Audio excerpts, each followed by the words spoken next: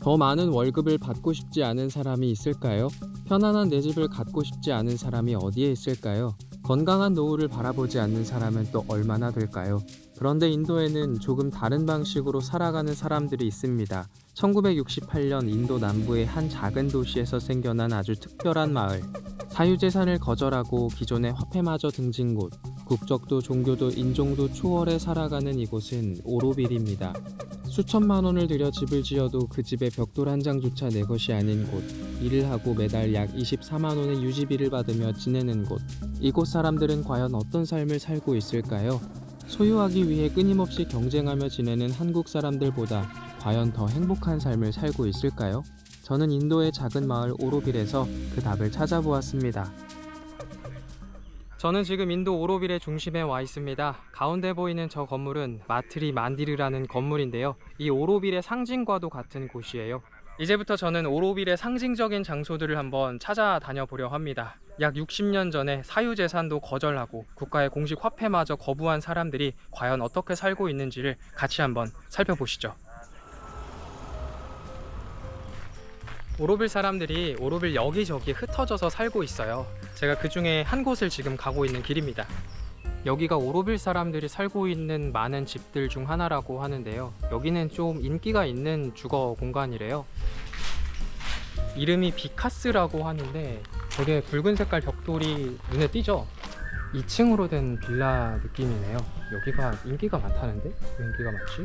사람들이 이 오로빌 마을에 들어와서 살게 될 때에 보통 수천만 원에서 1억 원 정도의 돈을 낸다고 합니다. 만약에 집이 없는 맨 땅에다가 들어간다 그러면 본인 돈으로 수천만 원을 쓰는 거고요. 기존에 지어져 있는 집에 들어가게 될 때는 이 집에 원래 들였던 돈만큼을 낸다고 합니다. 빨간색 연립주택에 복도형 아파트를 섞어 놓은 그런 느낌이에요. 근데 여기 집에 반전이 있어요. 그렇게 돈을 내고 집에 들어가든가 아니면은 새로운 땅에 새 집을 지어서 들어가든가 해도 그렇게 만들어진 집은 본인 집이 아니라 오로빌 재단에 속한 집이 됩니다. 내 돈을 얼마를 들였다 한들 중요하지 않아요. 내 집이 아니에요. 매매할 수도 없고요. 자식한테 물려줄 수도 없어요. 거의 1억에 달하는 돈을 태웠는데 상속이 안 돼요. 한국 사람들이 어떻게든 빚을 끌어 모아서라도 집을 사는 이유 중에 하나가 자산 증식이잖아요. 집값이 오르면은 그 집을 팔아서 시세 차익을 남기는 건데 여기 사람들은 그걸 못해요. 본인이 얼마를 들여서 집을 샀다 한들 그 집이 본인께 아니다 보니까 그렇게 할 수가 없습니다. 그건 좀 쉽지 않은데? 그러니까 사실상 이곳 오로빌로 들어오는 사람들, 귀 오로빌 하는 사람들은 본인 집값만큼을 기부하고 들어오는 거예요.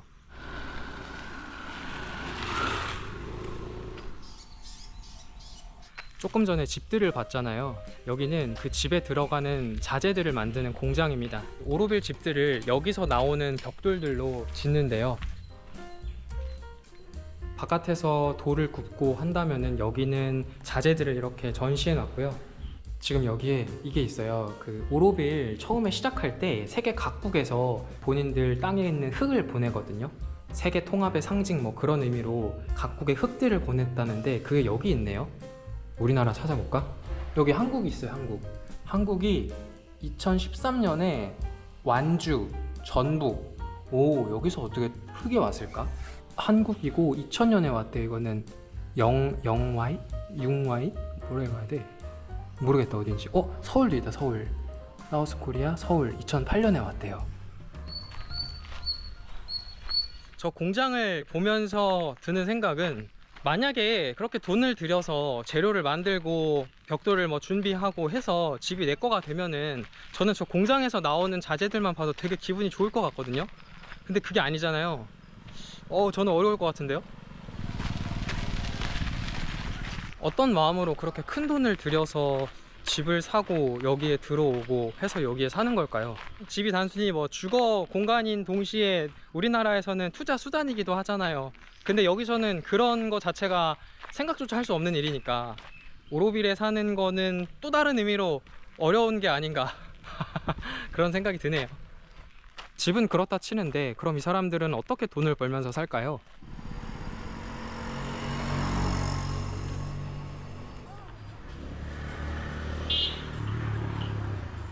여기 사람들은 정해진 일을 하고 한 달에 18,700루피를 받습니다. 한국 돈으로 약 30만 원 정도 되는 돈인데요. 그 돈도 사실 완전히 주어지는 게 아니라 일정 부분이 재해진 다음에 들어온대요.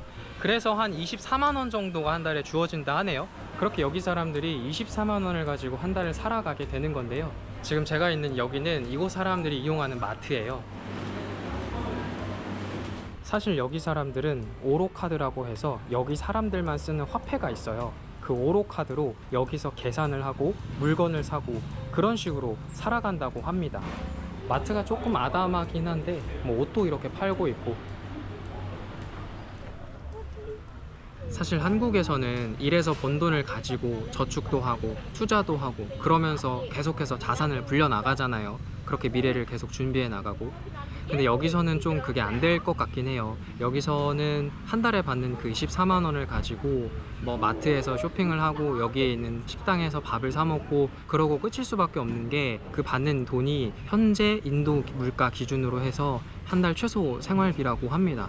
그러니까 여기서는 뭐 저축이 좀 어렵지 않을까, 투자도 어렵지 않을까, 그렇기 때문에 미래를 준비하는 모습이 한국과는 확연히 차이가 날 것 같긴 합니다.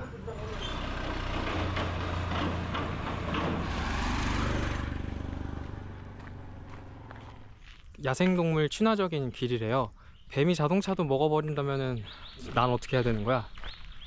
진짜 자연 친화적인 길이 많네요. 계속해서 소들이 저렇게 돌아다니고 있는데, 여러분 인도 오셨을 때 조심해야 하는 게 소예요.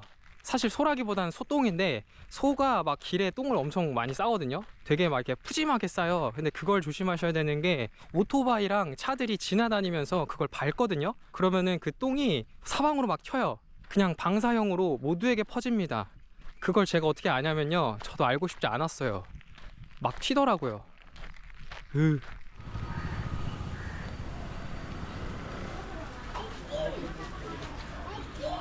사실 이 오로빌은 자급자족을 추구했습니다. 여기 안에서 돈을 벌고 여기서 쓰고 자본주의로 돌아가는 바깥 세상이랑 조금 다른 마을을 한번 만들어 볼게요 하는 게 이곳의 스피릿이었는데, 그게 현실적으로 잘 안 됩니다.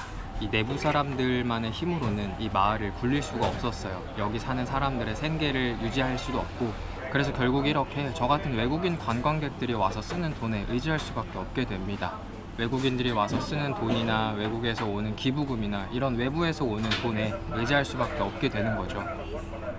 그러면 여기 사람들은 아플 때 어떻게 해야 할까요? 여기는 오로빌 사람들이 이용하는 무료 보건소입니다. 오로빌 사람들은 아플 때 여기 와서 무료로 진료도 받고 치료도 받는다고 해요. 병원 한쪽에는 이렇게 앰뷸런스가 있고요. 병원 내부는 촬영이 안 된다고 해서요, 그냥 한번 둘러보기만 했는데 접수대 하나 있고 검사하는 방들 있고 평범한 병원이었어요. 무료 보건소에서 진료도 받고 치료도 받고 할 수 있는데, 여기 사람들도 뭐 큰 병에 걸릴 수도 있잖아요. 좀 스케일이 큰 검사를 받을 수도 있고, 그럴 때는 근처 도시에 있는 큰 병원으로 가서 검사를 받고 치료를 받는데요. 거기서는 본인이 일부 부담을 하고 또 일부는 여기 오로빌에 있는 돈으로 지원이 된다 합니다. 근데 여기 의료 시스템에도 약간 반전이 있는 게, 만약에 여기 사람들이 55세가 되잖아요. 그러면은 다 민간 보험에 가입해야 합니다. 뭐 교보생명, 삼성화재 뭐 이런 보험사들 있잖아요. 그런 식으로 여기도 뭐 인도생명 뭐 그런 거 있겠죠. 거기에 가입을 해야지만 이 오로빌 측에서의 병원비 지원이 가능하다 합니다. 여기에 큰 병원이 있는 것도 아니고 돈이 엄청 막 남아 도는 것도 아니니까 뭐 이해가 되죠. 충분히 그럴 수 있는데, 근데 어떻게 보면은 병원비라는 게 결국에는 노후랑 연결이 안 될 수가 없잖아요. 근데 여기 사람들이 55세가 되는 순간 외부 민간 보험에 가입해야 되고, 그렇게 해야지만 여기서 병원비 지원이 나온다는 거를 보면은 오로빌 사람들도 이 노후 문제에 있어서는 자유롭지 못한 거 아닌가, 이 노후가 완전히 보장되는 건 또 아니구나, 그런 생각을 하게 됩니다. 제가 마지막으로 온 곳은 타운홀이라는 곳이에요. 오로빌의 시청 같은 곳인데, 오로빌 사람들의 모든 거를 관리하는 곳이라고 생각하시면 됩니다. 저 노년에 와서 이곳 오로빌에서 살고 싶습니다 하는 사람들도 여기에 와서 등록을 해야 하고요. 오로빌에 집을 다 지었어요 하는 사람들도 여기다가 등록을 또 해야 하고요. 매달 나오는 그 30만 원도 이곳에서 다 관리를 합니다. 그러니까 조금 과장하자면 여기가 오로빌 사람들의 시작과 끝을 관리하고 통제하는 곳이 아닌가 그런 생각이 드네요. 맨 처음에 봤던 마티르 만디르라는 건물이 오로빌 사람들의 어떤 정신적인 지주 같은 곳이었다면은 여기는 오로빌 사람들의 실제 모든 모습들을 관리하고 통제하는 그런 곳이라고 할 수 있겠죠. 모양은 아까 거기가 더 멋있는데 힘은 여기가 더 센 것 같아요.